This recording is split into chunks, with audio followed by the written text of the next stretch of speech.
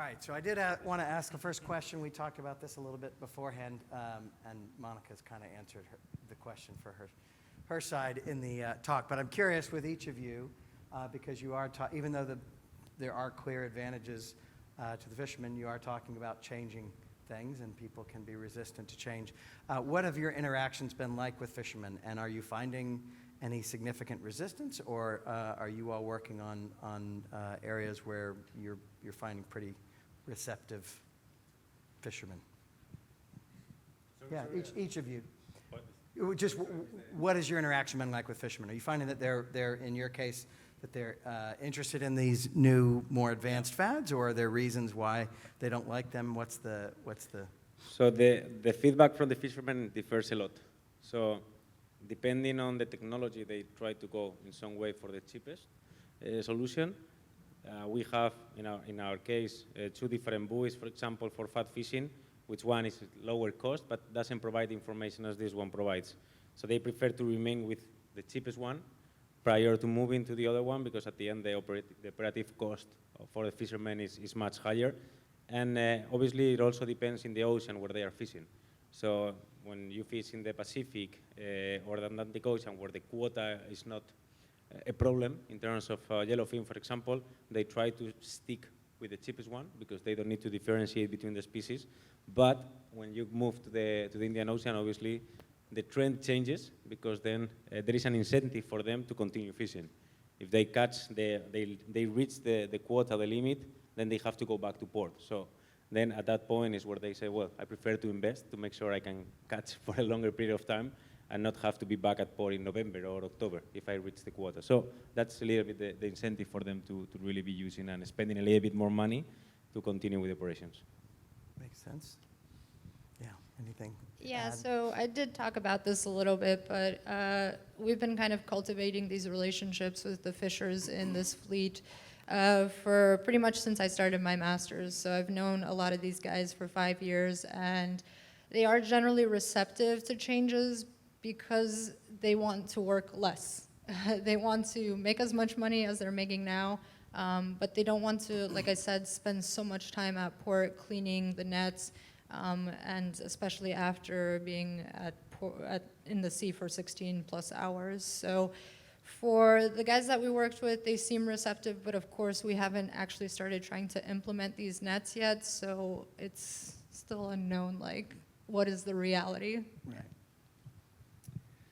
Thank you. Yeah, so as I said at the beginning of mine, I'm presenting on behalf, but my understanding is the feedback from the industry was actually really positive, and in fact it was an industry-led project to start this off. They approached OLSPS to say, we need a solution to this, can you develop it?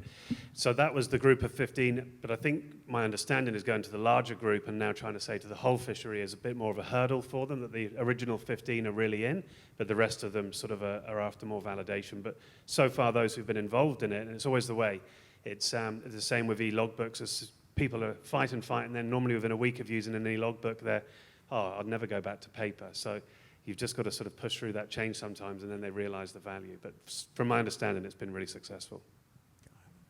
Great, thanks. So how about from the audience? We have questions for our panel. Hey, Monica.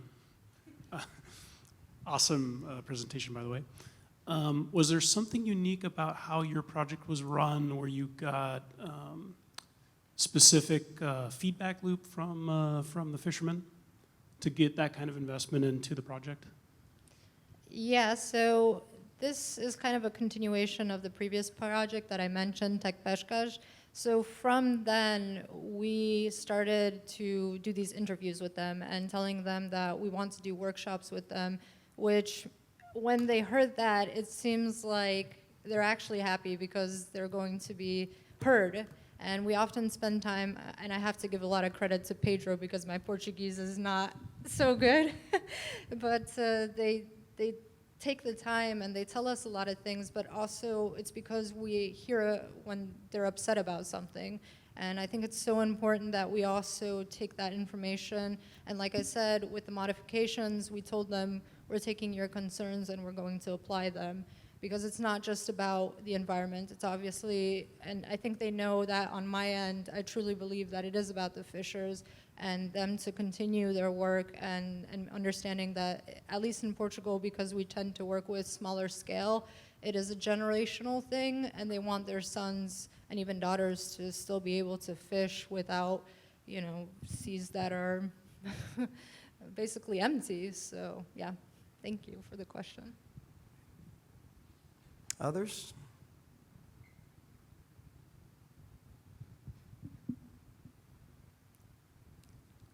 I had a quick question while y'all are thinking about things. Javier, I was curious, and apologies if you said this, but I'm not sure. What's the difference in cost between whatever the standard was and yours with the Magic? Our competitors are here. No, but we are speaking about 300 probably euros more, one buoy compared to the other one. Okay. So at the end, when you speak about the quantities that large pool senior uses in terms of buoys, it makes a big difference, a big change in terms of the budget that they have. Noting that it's just a commodity in some way. I mean, Yeah. it's just a dummy that it will provide you data, but the actual fat is where really the money is located. So when they lose a buoy, it's not like they lose the fat. Right. So the fat is actually where they invest the most out of it. Gotcha. Up front here? Yes, for Javier. This is Edwin from Wageningen University. I was wondering, did you use machine learning, artificial intelligence techniques to analyze your data from the buoys? Yeah. So, but all the data it's in the buoy itself. Okay. So when we are doing the measurement, we translate that data so that can be exported into the format that our software will show the fisherman. We try to provide the information the easiest way possible for them to understand.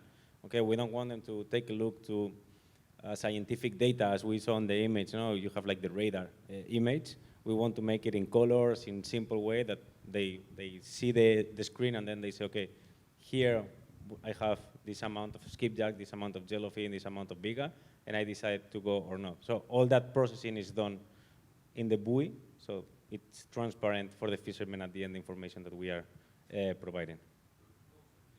Yeah, exactly. So the buoy actually is measuring every 5 minutes, okay? So we are constantly measuring during the whole day, trying to see what's the feedback that we are getting from the buoy.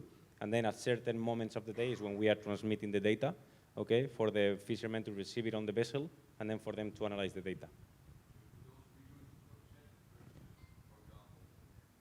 But it will depend, because when you speak about the stock assessment, as mentioned, you cannot just look into this data and say this is 100% correct. You need to look into the full context of the data that you are receiving, and then based on that is when you decide. So it's not just like a buoy will say, well, you have 30 tons, 50 tons, and then it's going to be exactly that quantity. You have to see how everything is moving, because you can have noise in the measurement, and then it's not going to be a real feedback itself. So depending on the ocean, the measurements that the buoy make is also different. Different temperature of waters, different plankton concentration, different currents. So at the end, the buoy is moving in a different way. Or even the tail of the fat can modify the measurement, depending on the components that they use. So it's just a matter of, we provide training to the fishermen so that they can see how we are measuring and what's the output that we are providing on the vessel.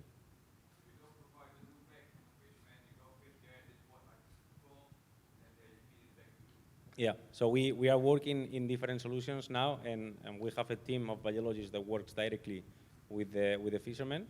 So the fishermen can ask in some ways, hey, I have a question about this, what do you think? Is this good or not? It can be noise, it's a good catch. And then we give the feedback, in our opinion, about that. Obviously, it's just the feedback. They cannot take it for granted, saying like, okay, Sadling has said this, so this is correct. So we provide the feedback looking into the different options, and then we ask them, hey, tell me, will you cut afterwards, so that we can also receive the feedback and continue the training, because we have to train our people, and then the same, we have to train the buoys.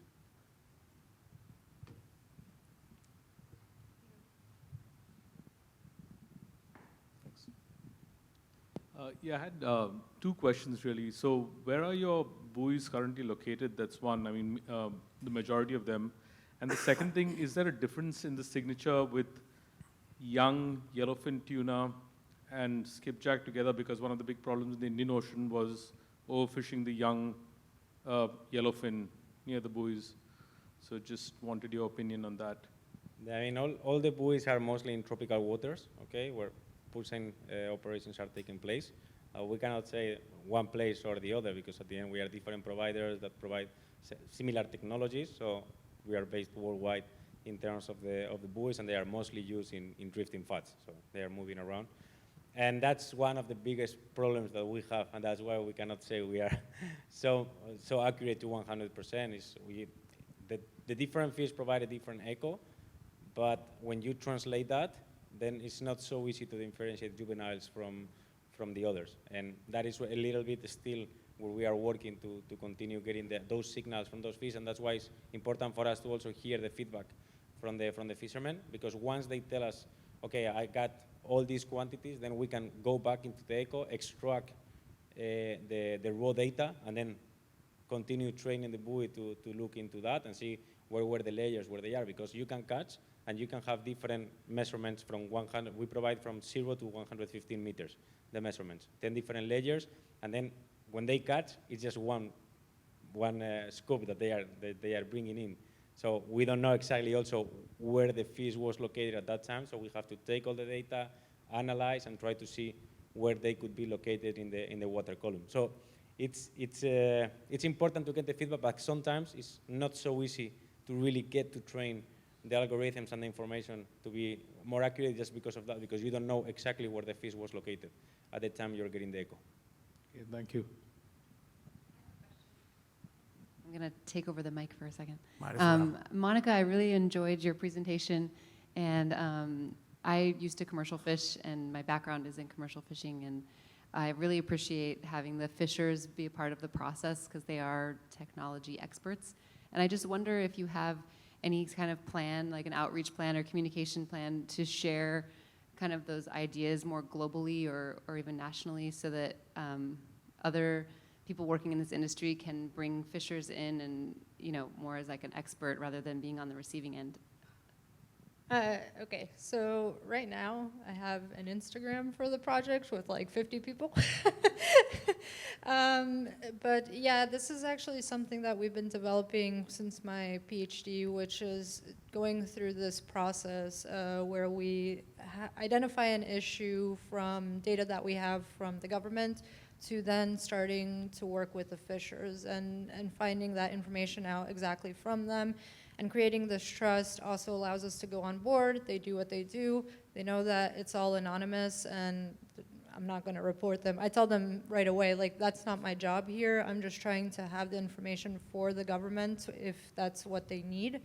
But yeah, I'm slowly trying to like get on the social medias and kind of have this discussion, because I've realized, especially in the last 2 years of my PhD, how important it is to have them involved in everything and how different their reception is versus where we saw in other projects where someone had an idea, they decided that they're going to take it to the government, kind of bypassing the fishers completely, and then they're angry, and they become angry with everyone, not just that specific person. And, you know, it's understandable why they're angry and that they don't differentiate us because we're all maybe from the same lab or from the same university.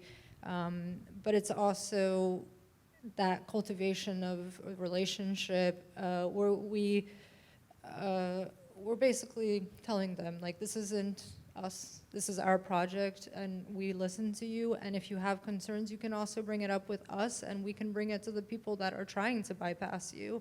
So it's definitely going to slowly be my mission to go on social media and these conferences and talk about how important it is to talk to the fishers directly and have them involved in this work, and not just make, so as I said in my presentation, I want this to be a voluntary uptake.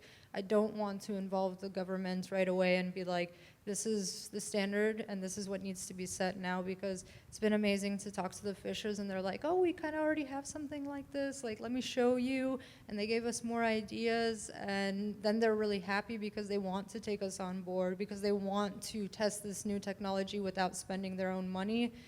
And yeah, the guy that we're gonna start with now in October was like, oh, you don't have to give me much money for the work that we're doing. We're just excited to see how will the multi-filament nets hold up. And like, we have a similar modification and we wanna see how that holds up. So yeah, definitely going to slowly try to convince more people that it's not just, technology is great, innovation is great, it really is about the people, and obviously, like, this isn't my livelihood that I'm affecting, it's the fishers, these people who have been doing this for years, since they were like 10 years old, and I have a lot of respect for them, because as others have stated, this is an incredibly dangerous job, and also by reducing the catch of hard materials, we're reducing cuts and scrapes and other things, so yeah. Thanks. Other questions? Anybody else? I just wanted to tail on to her point, you know, and the importance of kind of highlighting a solution like yours. And I think one good platform is the Panorama Solutions. I'm not sure if you're aware of it, because it's really big and lots of co-created solutions have been put up there. And the process that you followed, you know, is very similar. They use these 4 building blocks, and you have the solution, and it's very big. It's funded by the GIZ, KFW, and a whole bunch. So if you just check it out, and there's lots of solutions that are already out there. So it would be a great place, I think. Thank you for the suggestion. All right. Think we can probably wrap it up there.